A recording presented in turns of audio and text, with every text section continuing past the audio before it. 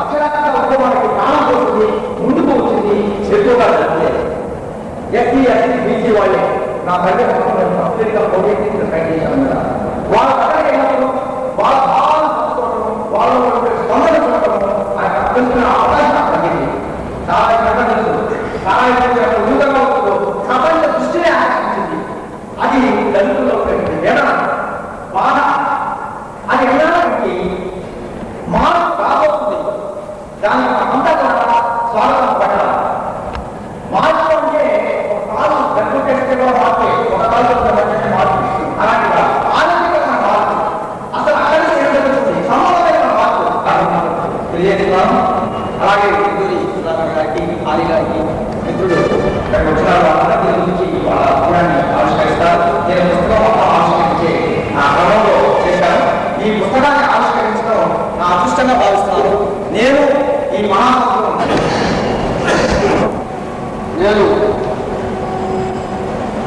నేను లేకపోతే కవిత్వం లేదు, నేను దానికి నామదాత్వం అంటూ ఇవాళ కవిత్వాన్ని శాసిస్తున్నటువంటి దాదాపు అందరి గుండెల్లో రైళ్లు పెట్టుకున్నటువంటి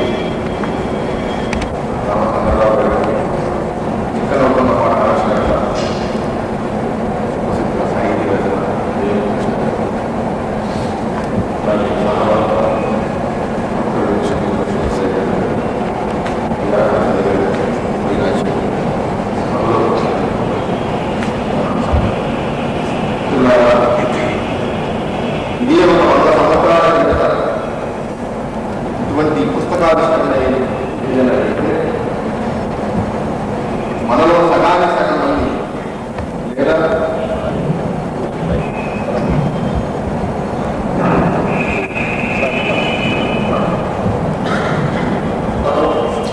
చిన్న పాట శాస్త్రంలో ఎవడైనా ఒక దళితుడు అగ్రహారంగా వెళ్తున్నప్పుడు పొరపాటున వాడి చెవిలో ఈ వేద శబ్దంలో ఉంటే ఆ వేద శబ్దం విన్నప్పుడు ప్రాయచిత్తంగా వాడి చెవిలో సరసలగాకి ఈశ్వరు కనిపించుకోసేవారు. అలాగే భారతీయ ఆంధ్రానికి అర్థమైన చాలా మంది కూడా కవిత్వం ఎవరు రాయాలి, కవిత్వం ఎవరి సొత్తు ఏమంటారంటే అప్పకుడి అనే గ్రంథంలో ఇట్లా ఉంటుంది. ఉపమా కలిగి ఉపమాకాలతో ఉంటుంది. ఉపమా కలిగి చెయ్యల నొప్పి, చెయ్యల ఆగ్రహం కాదు, అగ్నిలో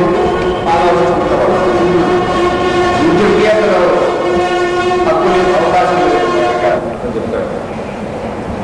ఒక శూద్రుడు ఒక దళితుడు రాసిన కవిత్వం అది నీచంగా ఉంటుందని శాస్త్రాలు. ఇటువంటి వాతావరణం గురించే దళిత సాహిత్యం అట్లా 1000 ఏళ్ల దళిత సాహిత్య బంధకాలను పగులగొట్టినవాడే జాషువా. మన దళిత సాహిత్యానికి ఒక నాయకుడిగా లేదా ఒక ఖడ్గంగా మనం చూసుకుంటే పూర్వం జాషువా గారి నుంచి తీసుకోవాలి. జాషువా గద్దులతోనే దళిత సాహిత్యం ఆవిర్భవించింది. అలా ఇవాళ చిక్కనవుతున్న వాళ్ళ ఈ చిక్కనవుతున్న ఇవాళ సమాజం ముందుకు వచ్చి నేను కూడా ఒక చిక్కనవుతున్న పాటగా నిలబడ్డానని చెప్పి మిగతా గాలిపాటల గుండెల్లో కూటాలాగా ఉంటున్న పాటే ఈ చిక్కనవుతున్న పాట.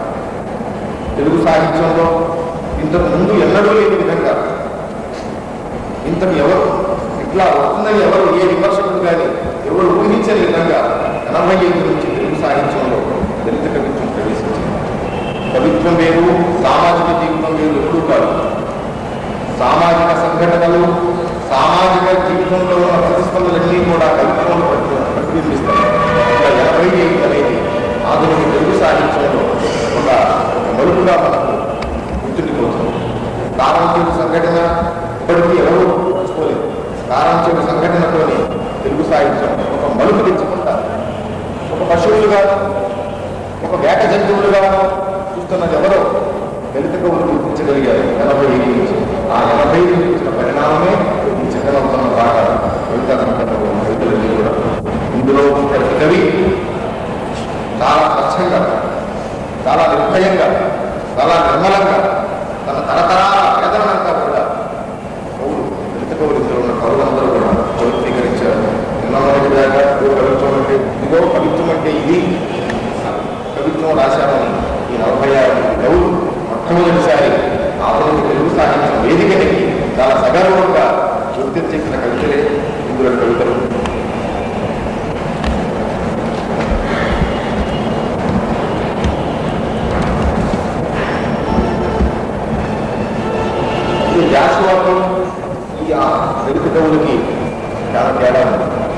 జాషువా వృత్తిలో ఒక దైవం, ఒక బాధ, ఒక వేదన కనిపిస్తే ఇవాళ దళిత కవి దొరుకుతున్న ఒక కవిగారు దేశంలో ప్రతిరోజు ఎక్కడో అక్కడ ఒక హరిజన్వాలా బాధ, తెలియన్వాలా బాధ, ఒక హరిజన్వాలా బాధ అనేది జరుగుతూనే ఉంది.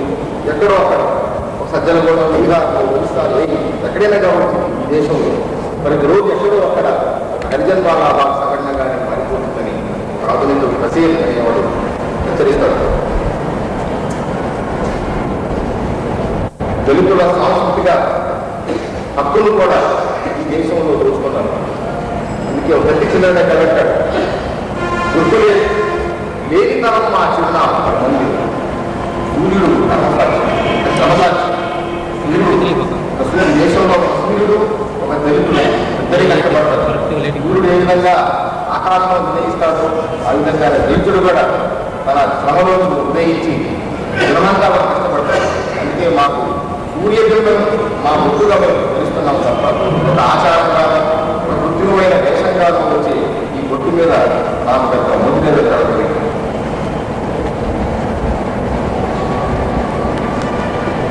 అలాగే ఇంతకాలం మీ చేతి కింద మోచేతి లేని వాళ్ళ స్వేచ్ఛను కోరుకుంటున్నాను, లేని వాళ్ళ అభివృద్ధిని కాదలుచుకుంటున్నాను. ఇంగిలి పెంచుకుని రీతి ఇక లేదంటే లేదు. వెగబడుతున్న నా జాతి మాటి ఇంకా ఎవరు పెట్టే ఇంగిలి వెతుకుల మీద లేకపోతే ఓట్ల ద్వారా వచ్చే ఇంగిలి వెతుకుల మీద దళితుల ఎవరు వాళ్ళ ఆశపడటం లేదు. మా కష్టం మేము చేస్తాం, మా శ్రమ మాకు హక్కు కావాలి, ఇంకే తప్ప మా మీద సాగలేదు దక్కలేదు. అందుకే ఇక మా మీద ఎవరు కూడా ఇంగిలి వెతుకులు తీసుకురావాల్సిన పని లేదని చెప్పి నిర్భయంగా నా విశ్వాసం ప్రకటిస్తున్నాను.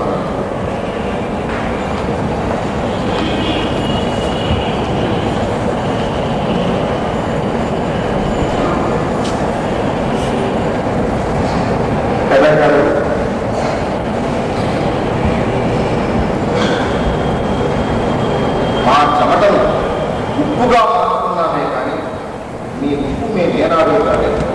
చూడండి, కూర్చొని తినే సంస్కృతి, అజమాయిషీ చేసే సంస్కృతి దళితులు ఉంటారు. దళితుడు ఆకలితోనే ఉంటాడు కానీ ఉపవాసంతోనే ఉంటాడు కానీ వీధులు నలుగురిలో వెళ్ళి ఇచ్చిమెచ్చుకునే స్థాయికి ఏనాడు కూడా పెడతారు. అదే అంటారు, మా చపటని ఉప్పుగా మార్చుకున్నామే కానీ మేము ఏనాడు కనలేదు. మా ఆడవాళ్ళు మా ఆడవాళ్ళు ఇంకా చెప్పులు పట్టుకొని నిలబడాలా అని ఏ విధంగా ఒక కసి, ఒక వేదన, ఒక ఆత్మ చర్మం ఒలిచి చుక్కలు కొట్టడమే కాదు, దొక్క చేయించి దూడు పరిచేది ఇక్కడ ఒక దళితుల ఆక్రోషాలు కలిగి చర్మం ఒలచడమే కాదు, దొక్క చేయించి దూడు కట్టి కూడా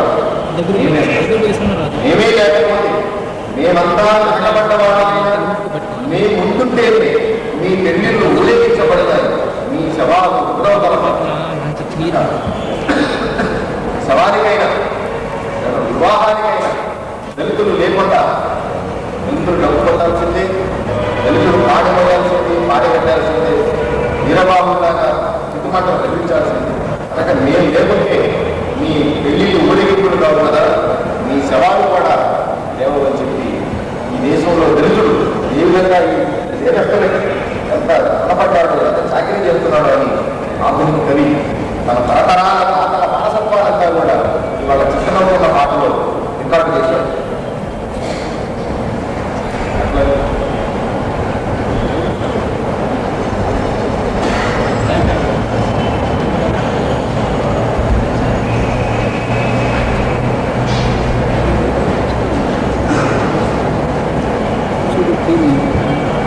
ఈ దేశంలో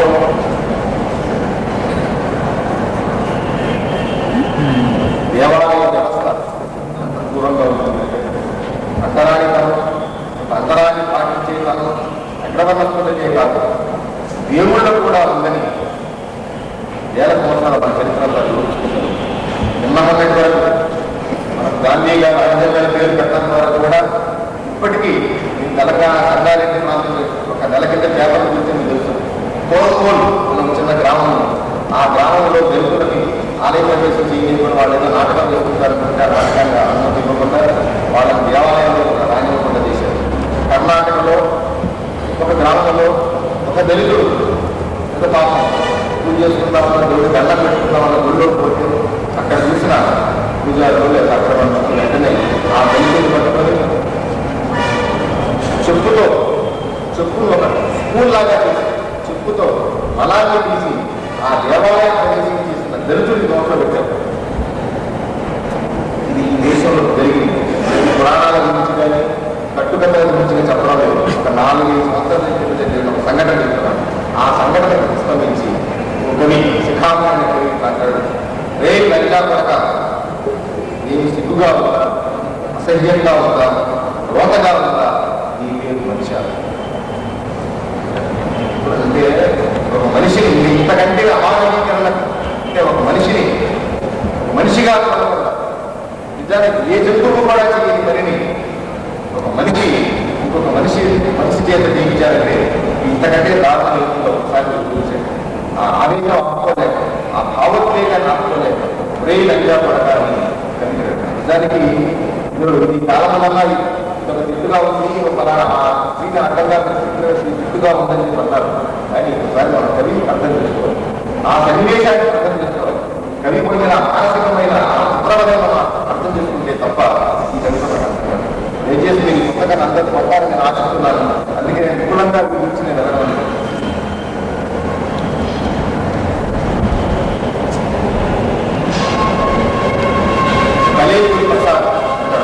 పిడికెడు ఆత్మగౌరవం.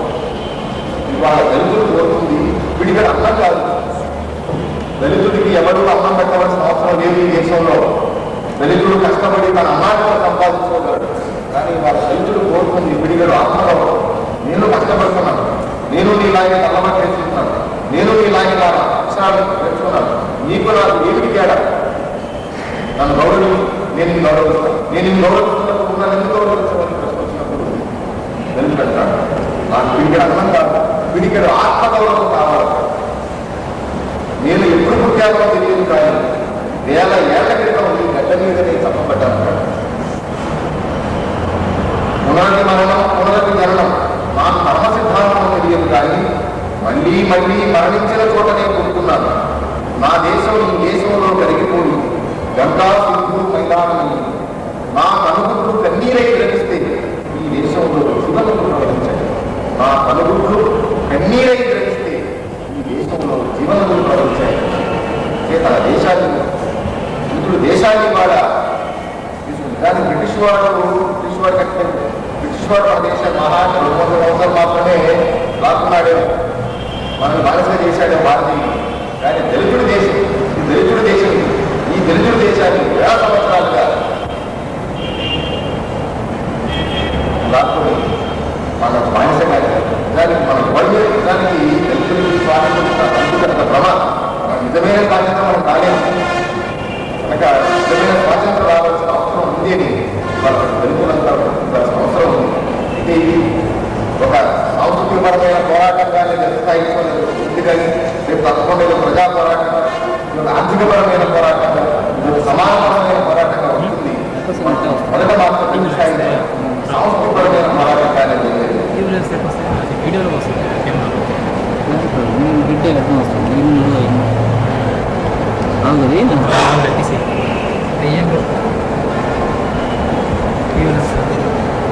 బ్రహ్మ మహోదయ బ్రహ్మాండ రావు స్వామి చెట్లు ఉదరంలో నుంచి వయసు పాదాల నుంచి తెలిసేదానికి సూర్యుడు పుట్టారు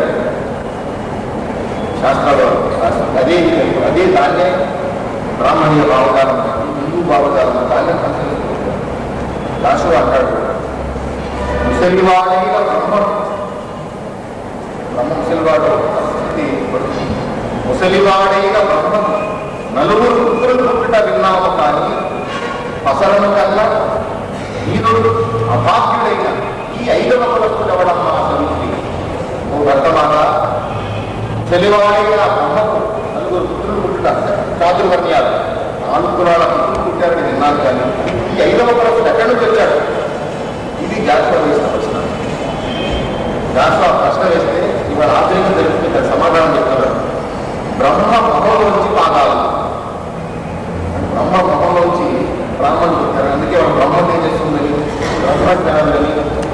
రామలింగమని విమర్శించుకుంటారు. ఇవాళ గణితకవి ఏమంటారంటే ఇప్పుడు బ్రహ్మ మొహంలోంచి పాదాలు ఉంటున్నాయి విరోధాభాసాన్ని చెప్తున్నాడు. చర్మం ఒలిచిన చేతుల్లోనే ఎం వెంకట్ అనే కవి అంటే చర్మం ఒలిచిన చేతుల్లోనే చంద్రోదయం పంపలిగుతుంది. ఉరిపెట్టిన చేతుల్లోంచి బలైన బొటనవేలు చూసుకొస్తుంది. పంచముడి పంచకములు తప్పనిసరి పంచభూతాలు పవిత్ర స్నానం చేస్తాయి. నుదిటి మీద ఈత దాటి మేము పూత కూస్తున్నాం. నుదిటి మీద ఈత దాటి మేము పూత కూస్తున్నాం. ఇప్పుడు గుర్తుకొస్తున్నవి బ్రహ్మ మహంలోంచి పాదాలు అని చరిత్ర బ్రహ్మ చరిత్ర అంతా కూడా అలాగే శివసాగర్ ప్రసిద్ధమైన ఇటీవల రాశాడు నడుస్తున్న చరిత్ర. ఇది కూడా ఒక విరోధాభాస లక్షణాన్ని ప్రతిపాదించిన గొప్ప కవిత. ఇది ఇప్పటిదాకా మనం విన్నది, మనం కన్నది, మనం చదువుకున్నది దానికంటే ఒక భిన్నమైన వాదంలో తన వాదాన్ని సమర్పిస్తాడు. శంభూకుడు పెదాల మీద చిరునవ్వుతో రాముణ్ణి వధిస్తున్నాడు. మనకంతా తెలిసింది రామాయణంలో శంభూక వదనం. శంభూకుడు ఒక శూద్రుడు. పాపం శుద్ధుడైనంత మాత్రం నిష్ఠాగరిష్ఠుడిగా తపస్సు చేయడం అంతా తపస్సు చేసుకుంటాడు. ఒక బ్రాహ్మణుడు శుద్ధుడు వెళ్ళి కంప్లైంట్ చేస్తాడు. న్యాయంగా శంభూకుడు అనేవాడు తపస్సు చేసుకుంటున్నాడు. ఇక్కడ తపస్సు చేయడం వల్లే ఒక అరిష్టకం లేదా ఒక చెడుకాలం దాపించింది. తద్వారా నా కొడుకు చనిపోయాడు అని చెప్పి రాముడు తీసుకొస్తాడు. అట్లా తీసుకొస్తాడు. మన కోరికైనా పాపం ఉంటే మన పదవులు చేతిలో పెట్టి కోరికలో తీసుకొస్తాం, కర్ర చేతిలో పెడతాం. అట్లాగా రాముడిని కరవాతో రాముడు తీసుకొస్తాడు. శంభూకుడికి రాముడికి సంవాదం జరుగుతుంది. సంవాదంలో రాముడు ఓడిపోతాడు. అందుకే చేతగాని వాడి చేష్టలు నిలువని రాముడు శంభూకుడితో సంవాదం చేయలేక శంభూకుడి తర్కవాదానికి అది ఎందుకు నిలబడలే కారణంలో శంభూకుడి తల పనిచేస్తాడు. అందరికీ తెలిసిన శంభూక వర్తం. దాన్ని శివసాగర్ కేకి సత్యమూర్తి ఎట్లా చేసేవాళ్ళు. శంభూకుడు పెదాల మీద చిరునవ్వుతో రాముణ్ణి వధిస్తున్నాడు. ఏకలవ్యుడు ద్రోణుడు బొటనవేలు వడ్డతో కలుపుతున్నాడు. బలి తన చురుపాదాలతో వామనుని పాతాళానికి చూపిస్తాడు. మనువు కళ్ళల్లో సూదులు చూసుకొని నాలిక తెగ్గోసుకొని చెవిలో సీసం చూసుకొని శ్మశానంలో దొరుకుతున్నాడు. మనువు కళ్ళల్లో సూదులు చూసుకొని నాలిక తెగ్గోసుకొని చెవిలో సీసం చూసుకొని శ్మశానంలో దొరుకుతున్నాడు. కాలం కసాయి కత్తి మీద నిలబడి గర్జిస్తున్న చండాలుడు శంకరుడిపై 4 ఏట కుక్కల్ని రుచిగొలుపుతున్నాడు. ఓహో, ఇప్పుడు నడుస్తున్న చరిత్ర పరమ చండాల చరిత్ర. కాలం తిరగబడింది. అటుబడి శిరస్సును ఇవాళ పడగలేదు. బలి తెలుసు. ఏ విష్ణుమూర్తి కూడా వామనావతారం, అంటే ఏ దోపిడీదారుల విష్ణుమూర్తి కూడా వామనావతారంలో వచ్చి బలి మోసం చేయలేదు. ఇవాళ అధర్మ శాస్త్రం బలిగే వస్తే వాడు తన కళ్ళలో సూదులు కూర్చుకొని నాలుక తెగ్గోసుకొని చెవులో సీసం పూసుకొని శ్మశానంలో పొగాడక తప్పదని ఒక భరోసాన్ని, ఒక నమ్మకాన్ని తెలియజేస్తారు. శివసాగర్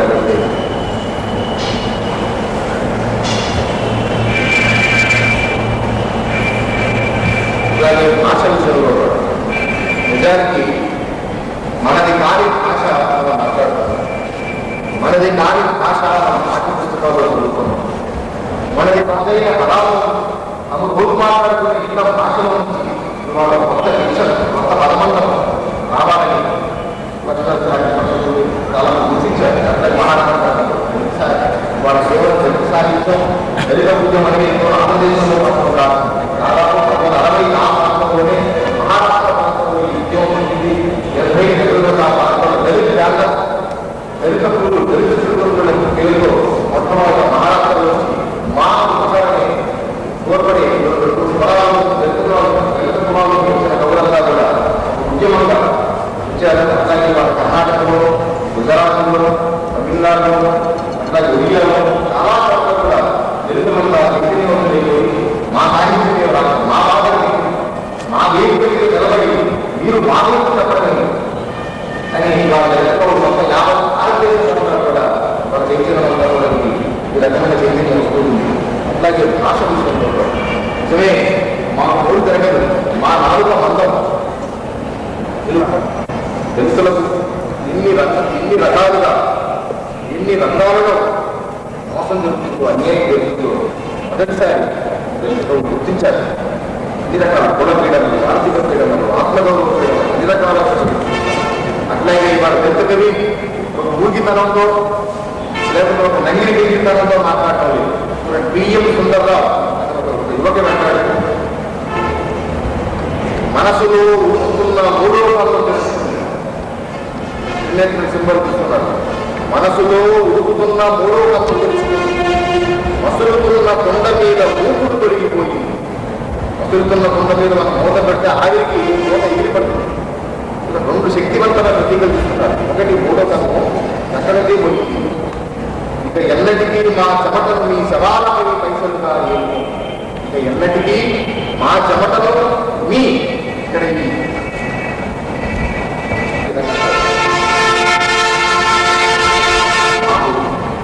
సిలువలు ఏదైతే కాదు అంతకాలం గురుని పక్ష కులపీయడమే కాదు చీలలు నాటడం కూడా మాకు తెలుసు.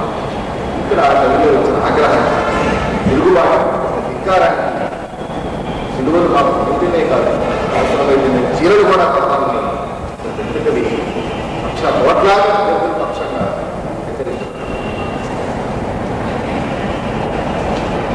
అట్లాగే మనం చాలా తెలివిగా ఏం చెప్తుంటారంటే దళితుల జీవితాన్ని దళితులు చాలా రొమాంటిక్ గా రాసుకుంటారు. చదవగానే మనకు ఆ ప్రెసిడెంట్ వచ్చే కన్నీళ్ళలాగా ఉంటాయి. సినిమాలో తాను అందమైన తన ఎట్లా ఉంటుందో ఆ విధంగా దళితుల జీవితాలకు సంబంధించిన కథలు కవిత రాసుకుంటారు. దానికి సంబంధించి డాక్టర్ పెట్టాడు. అంటే వాడు నా బాధను కూడా వాడు రాసుకుంటున్నాడు. చూడండి, దళితుడి భూమిని, దళితుడి ఆస్తిని, దళితుడి సాంస్కృతిక వారసత్వాన్ని, దళితుడి కళని, సమస్తాన్ని రాసుకుంటాడు. అట్లాగే రాదు మొత్తం భారతదేశ పరంగా ఎట్లా వికసిస్తుందనే దానికి తెలియదు. ఒక గదువుడి ఆనందరావు అనే కవి గారు మనుషుల్ని దేవుళ్ళకు చేయిస్తుంది. ఇవాళ ఈ దేశంలో జరుగుతుంది ఇది. రాష్ట్ర బ్రతికి ఉన్న సాయిబాబా అనడం కాదు, బ్రతికి ఉంటే సాయిబాబా అనడం కాదు, బ్రతికి ఉన్న సాయిబయ్యం. వాడు చనిపోయిన తర్వాతే వాడు ఏర్పడి మహాత్మ్యాల బంధువులు ఆపాదించి ఒక భావాన్ని చేస్తారని చెప్పారు. అట్లాగే ఈ దేశంలో మనుషుల్ని దేవుడుగా మార్చుకున్నందుకు ఇప్పుడు చెబుతున్నాము, గుర్తించుకోండి. మాకు తోడు వచ్చడం తెలుసు. తోడు వచ్చిన జాగ్రత్త. మాకు తోడు వచ్చడం తెలుసు. మాకు వెన్ను విరవటం తెలుసు. మాకు కాటికి కాయం మోసి, మా కాటికి కాయం మోసి అకాల మోసం ఒప్పించడం తెలుసు. అవును, మేము చర్మకారు ఆలయం కాటి కావట మనుషుల్ని దేవుడిగా చేయాలి. బహుశా మీరు దేవుడి కావాలి. దేవుడి చప్పుడు ఉండేది ఏంటని, నా పొలం నువ్వు ఉండేది ఏంటని, నా లెక్కని నువ్వు వేసేది ఏంటని, నా భక్తులు నువ్వు బతికింది ఏంటని, నాకు చేతులు లేవా తెలియదు. ఇవాళ నేను అంటే ఇక్కడ సామూహిక వాక్యంగా తీసుకోవాలి. ఇవాళ దళితులు అనేవాడు ఎవరి చేతులు కీలుబొమ్మ కాదు. ఇదిగో నువ్వు పొలం ఏంటంటే నాది చెప్పడం జరుగుతుంది.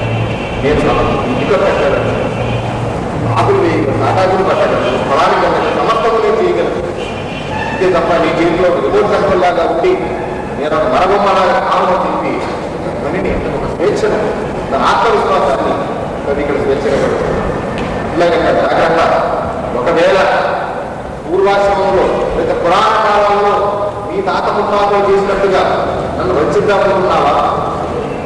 అంటే కళ గుర్తుంటుంది. ముసలి బ్రాహ్మణుడు ముసలి పులి కథ దాంట్లో అంటే నన్ను మోసం చేయడానికి, నేను మోసపోవడానికి నేను ఇప్పుడు పురాణ కాలంలో లేదు. దొంగమానం దెబ్బతో కింద పడి తన్నుకోవడానికి నేను వాడిననుకున్నావా?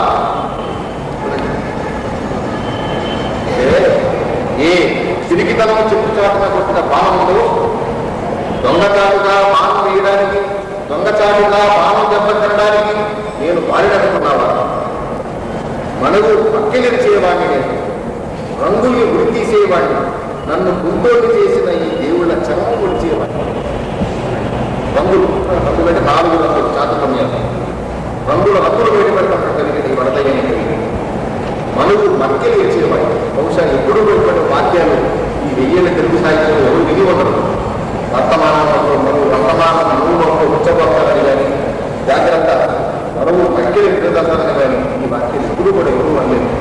ఎందుకంటే సాహిత్యంలో తెలుగు సాహిత్యం ఏ సాహిత్యం అంతా కూడా ఒక నియంత్రణ చేసి, ఒక నిబద్ధత, లేకపోతే ఒక కట్టడి చేసి ఇదిగో ఈ పదాలు వాడాలి, ఇదిగో సాహిత్యంలో దశదోషాలు ఉంటాయి, పునరుక్తులు వాడకూడదు, ఇదిగో ఒక గ్రామీణ భాష వాడకూడదు, లేదా ఒక పల్లెటూరు భాష వాడకూడదు, ఒక అపశబ్దం వాడకూడదు, ఇవన్నీ కట్టడి చేశారు.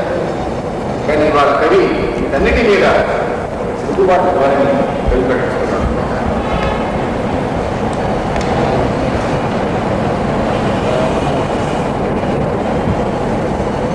తెలుగు సాహిత్యంలో ఇవాళ తెలుగు సాహిత్యం ఉద్యమ స్థాయి 7 తరాలుగా నల్లబాల చంద్రులు నల్లబాలు ఎట్లా బాధపడ్డారు. ఆ పుస్తకం వచ్చినప్పుడు వాళ్ళంతా కూడా బ్లాక్ బైబుల్గా ఆ పుస్తకాలు కొని దాచుకున్నారు. అందులో ఆ పుస్తకం అంతా కూడా నల్లవాడ ఆఫ్రికన్, నల్లవాడ సంస్కృతి, నల్లవాడ జీవితం, నల్లవాడ పద్ధతి, వాడు ఏ విధంగా అమెరికాకి ఎట్లా తీసుకురాబడ్డారు, ఏ విధంగా మంచివేయబడ్డారు అంతా కూడా అందులో ఉంటుంది. అట్లాగే తెలుగు సాహిత్యంలో చిక్కన ఉన్న పాట ప్రతి దళితుడు కూడా, ఆ మతం ప్రతి వాళ్ళు కూడా ఈ పుస్తకాన్ని మనదైన సాహిత్యంగా, మనది కాని సాహిత్యం చాలా మన ఇళ్ళలో దొరుకుతూ ఉంటుంది. కనీసం ఈ పుస్తకాన్ని మనం తప్పకుండా మన ఇంట్లో, మన గ్రంథాలయంలో తప్పకుండా దీనికి పెద్దగా 30 రూపాయలు ఒక ఆదివారం 1 కేజీ మాంసం మనం త్యాగం చేసుకోవచ్చు, లేదా ఒక సినిమా మనం త్యాగం చేసుకోవచ్చు, ఐస్ క్రీమ్ మనం త్యాగం చేసుకుంటే చిన్న పుస్తకం పడతాం. కనుక ఈ పుస్తకాన్ని దీపంలాగా మీరు వెలిగించి దీపంగా వారిని ఆశిస్తున్నాను. అందరూ కూడా తన విశాల హృదయం సభలో ఇంకా రుచులు జలతీతలు ఎవరైనా ఉంటే అందరూ కూడా విశాల హృదయంతో ముందుకొచ్చి దళితులు ఎన్నో వేల సంవత్సరాలుగా ఇలా మంచివేయబడ్డారు కదా, వాళ్ళ వృత్తికి వాళ్ళు పడుతున్నారు, వృత్తికి వాళ్ళు పడుతున్నారని ఒక నిండు మనసుతో దళిత సానుభూతి పరులుగా దళితవాదానికి దగ్గర కావాలని నేను నాకు అవకాశం కార్యకర్తలు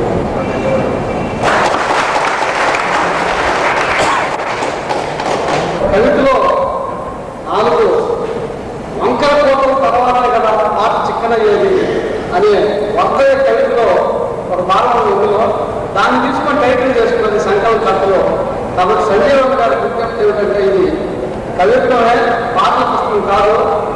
ఈ సందర్భంగా ఒక పాట మన జయరాజు బాలకృష్ణ అంటే వేరే ఒక పాట పాట వినిపించాల్సిందే కోరుతున్నాం.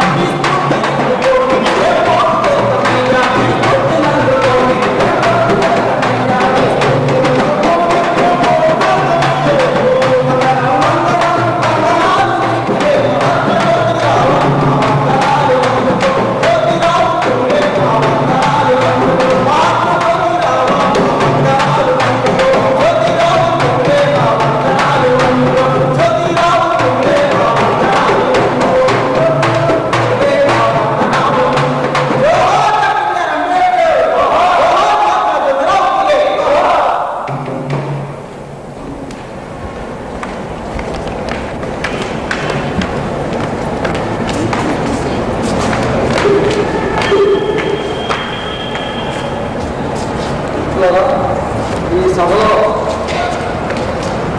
ప్రధాన వక్తగా కొన్ని కొత్త ప్రతిపాదనల ద్వారా సాహిత్య విమర్శకుడుగా చేస్తూ విమర్శా రంగాన్ని కొత్త మేరకు తిప్పుతున్నటువంటి లక్ష్మీనరసయ్య గారు ఉన్నారు. వారు చివరిలో మాట్లాడతారు. దయచేసి వచ్చిన వాళ్ళంతా వారి ప్రసంగాన్ని ఎన్నుకోవాల్సిందిగా విజ్ఞప్తి. ఇప్పుడు మీ అందరికీ తెలిసిన మన రాజశేఖర్ రచయిత అని చాలామంది అనుకోవచ్చు.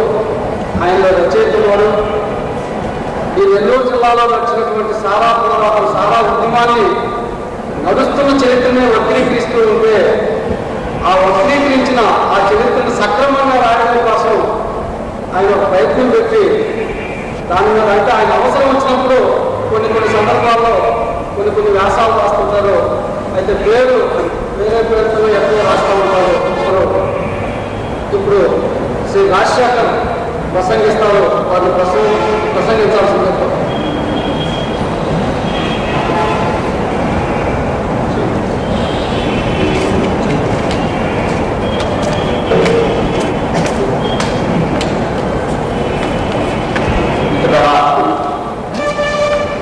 భారతదేశ చరిత్రలో బ్రాహ్మణవాదం ఖచ్చితంగా భారతదేశ అట్లాగే మన తెలుగు సాహిత్య చరిత్రకి మనం అన్వయించవచ్చు. ఎందుకంటే భారతదేశ చరిత్రలో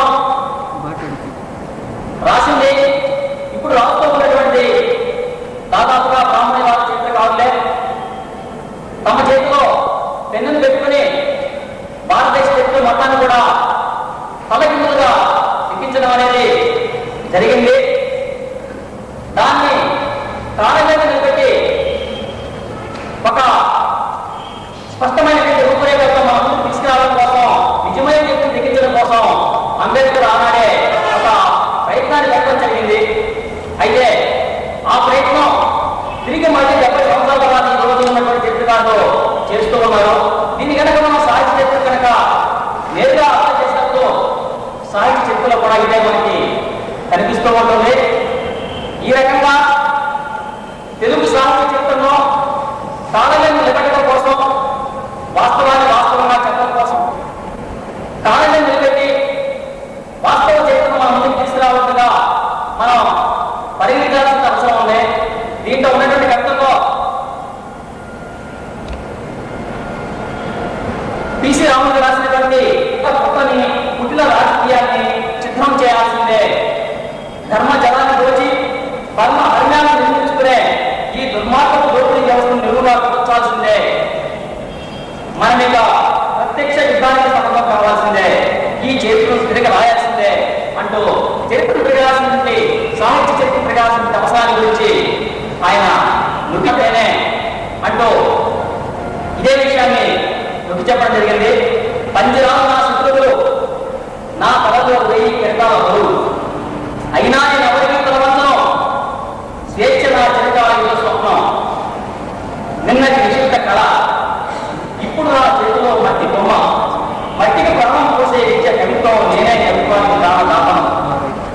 నా అక్షరాలకు ఏ రిజర్వేషన్లు అక్కర్లేదు, నా అక్షరాలకు ఏ రిజర్వేషన్లు అక్కర్లేదు, నిన్నటి చివరి వాక్యాలు నేనే చించి పాడేసిన కాగితాలు, రేపటి చరిత్రకు ముందు మాటలు నేనే అంటూ ఈ సాహిత్య చరిత్రలో పునర్లిఖించాల్సిన అవసరాన్ని వెలిగెత్తి చాటుతూ ఉన్నారు. సోదరులారా, ఈ విషయాన్ని చెప్పాల్సి వస్తుందంటే మసిపూసి మారేడుగా చరిత్రలో ఈరోజు దళిత సాహితీవేత్తలు, కవులు, రచయితలు, మేధావులు అందరూ కూడా తిరిగి రాయాల్సిన అవసరం ఉంది కనుకనే ఆ క్రమంలోనే భారతదేశంలో ఉద్యమాలు వివిధ ముందుకు వస్తున్నాయని ఆ అవసరం చెప్పడం కోసంగా ఈ వీరందరి మీద కూడా ఈ బాధ్యత పొందడం కోసం ఈ విషయాన్ని చెప్పడం జరుగుతూ ఉంది. ఎందుకంటే గతంలో జరిగినటువంటి అనేక ఉద్యమాలు అటు రాజకీయ రంగంలో కానీ దాని యొక్క ప్రతిఫలంలో ఈ సాహిత్య రంగంలో కనిపిస్తుంది. అట్లా తీసుకున్నప్పుడు జాతీయ అభ్యుదయంతో కానీ దాని కొనసాగింపు దిగంబర కవిత్వం, ఆధారపడినటువంటి తక్కువ కవిత్వం, ఈ అన్ని రకాల ఉద్యమాల్ని మనం పరిశీలించినప్పుడు ఈ మొత్తంలో కూడా ఎవరినైతే పట్టించుకోలేదో, ఏదైతే నిర్దిష్టంగా ఈ దేశంలో సమస్యగా ఉందో, దేనైతే పట్టించుకోకుండా సహాయించినట్టు ఉండడానికి వీల్లేదో దాన్ని పూర్తిగా విస్మరించారో, ఆ విస్మరించిన ఫలితంగానే ఈరోజు దళిత వాళ్ళు, దళిత రచయితలు, కళాకారులు, నేతాలు తిరిగి తమ సాహిత్య వ్యక్తం చేస్తూ ముందుకు వస్తూ ఉన్నారు.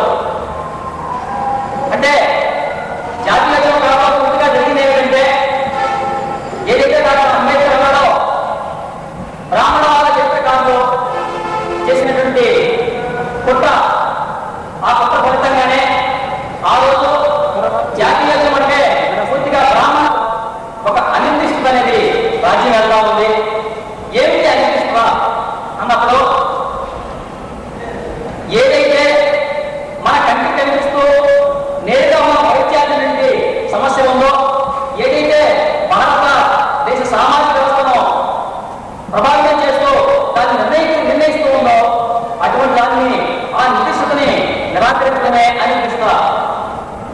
అట్లాగే ఏదైతే అభినయవాదం అంటున్నామో, ఏదైతే విప్లవాదం అంటున్నామో, దాంట్లో దీన్ని ఒక నైరూప్య అభినయవాదాన్ని మనం చెప్పవచ్చు. ఏమి నైరూప్య విధానంలో దానికి స్పష్టమైన రూపం ఉండదు. దాంట్లో ఉన్నటువంటి కథానాయకులు కానీ, విషయం కానీ సర్వ వేళల్లో, సర్వ ప్రదేశాల్లో ఒకే రకంగా ఉంటుంది. యూరోప్లో ఉన్నటువంటి సమాజం ఒకే రకంగా ఉంటుంది. అలాగే ఆంధ్రదేశంలో ఉత్తరాలు కూడా యూరోప్లో ఉన్న పనిని కోరే ఉంటుంది. అంటే దాంట్లో ఉన్నటువంటి మానవుడికి విశ్వజనీయత ఉంటుంది, కానీ ఆ స్థానికత్వం కానీ నిర్దిష్టత్వం కానీ ఉండవు.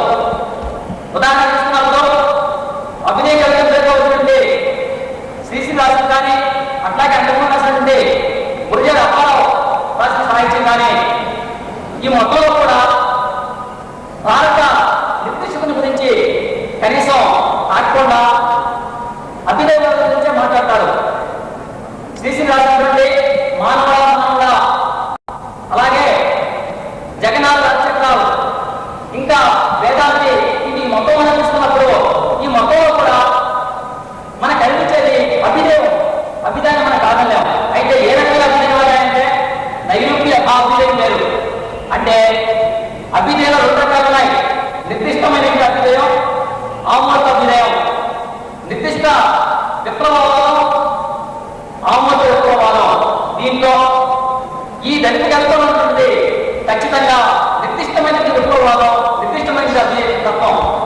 అయితే ఇంతకాలం పాటు అభినయవాదంలో చలామైంది కానీ, విప్లవాదంలో చలామైంది కానీ, అట్లాగే జాతీయ జనతకు వచ్చింది కానీ, ఇవి నేరుగా ఏదైతే సమస్యని తీసుకోవాలో ఆ సమస్యను తీసుకోకుండా చాలా పైపైనే చాలా అభినయాన్ని అంతా సమాజం మారాలని చెప్పేసి చెప్పడం మాత్రమే జరిగింది. కాబట్టి వాడు ఏదైతే పట్టించుకోలేదో దాన్ని తిరిగి ఈరోజు ఈ కవులు ముందుకు తీసుకొస్తూ ఉన్నారు.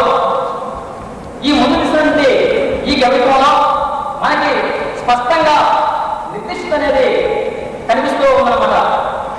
అలాగే మనం కనుక ఒకసారి ప్రధానంగా చూస్తే చెరపం రాసిన మాపల్లి ఉంది. మాపల్లిలో ఉన్నటువంటి ఆ పని యొక్క వాతావరణం బహుశా మనం ఏ గ్రామంలో చూడలేము. ఎందుకంటే ప్రతి పనిలో కూడా మాలాడు ఉంటుంది, మాదిరాడు ఉంటుంది, తోడుపాడు ఉంటుంది, మంగళవారం పడుతుంటారు.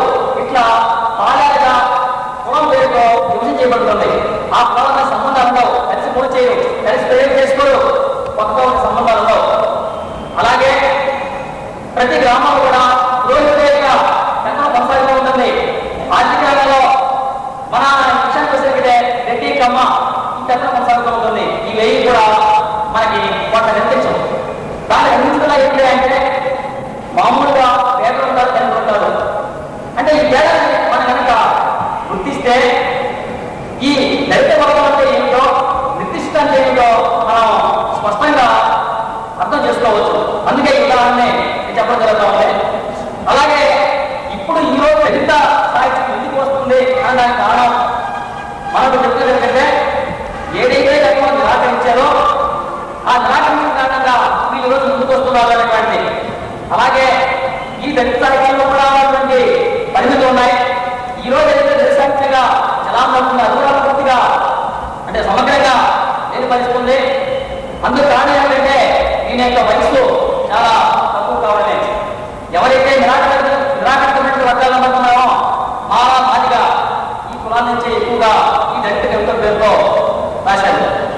ఎందుకంటే అంతరాంగం పేరుతో అవమానపరచబడిన వీళ్ళు, ఊరు వెలుపడిన వీళ్ళు, అన్ని రకాలుగా అవమానాలు జరిగిన వీళ్ళు. కాబట్టి ఈ కులాల్లో చదువుకున్నటువంటి ఒక మహిళకి బాగా ఎక్కువైంది. ఈ ఎక్కువైన వీళ్ళు అద్భుతమైన సాహిత్యాన్ని ఈ వర్ణ వ్యవస్థ వ్యతిరేకంగా, ప్రజలకు వ్యతిరేకంగా, అకృత అహంకారాల వ్యతిరేకంగా పెద్ద ఎత్తున రాసినప్పుడు కూడా అది అంతరాంగ సమస్యగా ఉంటాయి. నిజానికి ఊళ్ళో ఉన్నటువంటి ఈ దళితులు అంటే కొత్త దళితులు అగ్రకులాలు అంటే కొత్త వర్ణాల్లో ఉన్నటువంటి కులాల నుంచి యమునాల నుంచి ఇంకా ఎక్కువ సాహిత్యం రావాల్సిన అవసరాన్ని మనం గుర్తించాల్సిన అవసరం ఉంది. అంటే ఏదైతే ఎవరి సమస్య అయితే మనం నిరాకరించామో వాళ్ళే వాటిని ముందు తీసుకొస్తారు. ఆ రకంగా ఈరోజు స్త్రీవాదులు పరిస్థితుల్లో ముందుకొస్తారు. బీసీ ద్వారా ఇంకా తమ సమస్యల్ని రిఫ్లెక్ట్ చేస్తూ ఇంకా సాహిత్యాన్ని ఉత్పత్తి చేయాల్సిన అవసరం ఉంది. ఆ అవసరాన్ని ఈ దళిత కవిత్వ చిత్రాల బాధ మనకి మరింత గుర్తు చేస్తా ఉంది. కాబట్టి భవిష్యత్తులో అటువంటి సాహిత్యాన్ని కూడా ఇక్కడ ఉన్నటువంటి మన మిత్రులు ఎవరైనా సాహిత్యం రాసినటువంటి వాళ్ళు, ఆయా ఉన్నటువంటి వాళ్ళు రాయడానికి సాహిత్యీకరించడానికి ప్రయత్నం చేయాల్సిందిగా విజ్ఞప్తి చేస్తూ సెలవు తీసుకున్నాను.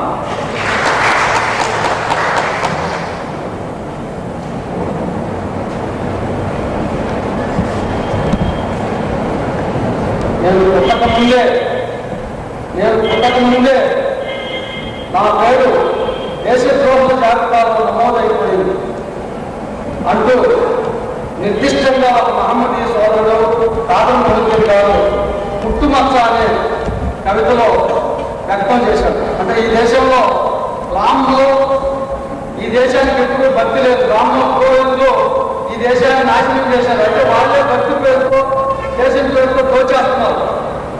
ఇవాళ ఈ దేశం కోసం ఈ దేశంలో ఎస్సీ ఎస్టీలు బీసీలు అందరూ మైనార్టీలు ఐక్యమయ్యి ఈ దేశంలో ఉన్నటువంటి బ్రాహ్మణ వాదాన్ని పోల్చాలంటే బ్రాహ్మణ రాజ్యాధికారాన్ని కళాన్ని ఆయన భాష నాటకం చేశారు, సంస్కృతి నాటకం చేశారు. వాటికి జవాబే చిక్కలో ఉన్న భాష.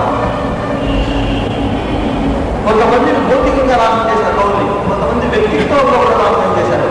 రీసెంట్గా వేమన జాషా లాంటి వాడు వేమన ముద్రింపు తీసి అతను దిగుబడులు కులాన్ని పట్టుకున్నందుకు అతను వ్యభిచారం చెప్పి కనిపించాడు. ఆ దుఃఖవంతున్న రామారావు గారు ట్యాక్మెంట్ మీద వేమన వాటికి జవాబే చిక్కలో ఉన్న భాష. కొంతమందిని భౌతికంగా నాశనం చేశారు కవుల్ని, కొంతమంది వ్యక్తిత్వంలో కూడా నాశనం చేశారు. రీసెంట్గా వేమన జాషా లాంటి వాడు వేమన ముద్రింపు తీసి అతను దిగుబడులు కులాన్ని పట్టుకున్నందుకు అతను వ్యభిచారం చెప్పి కనిపించాడు. ఆ దుఃఖవంతున్న రామారావు గారు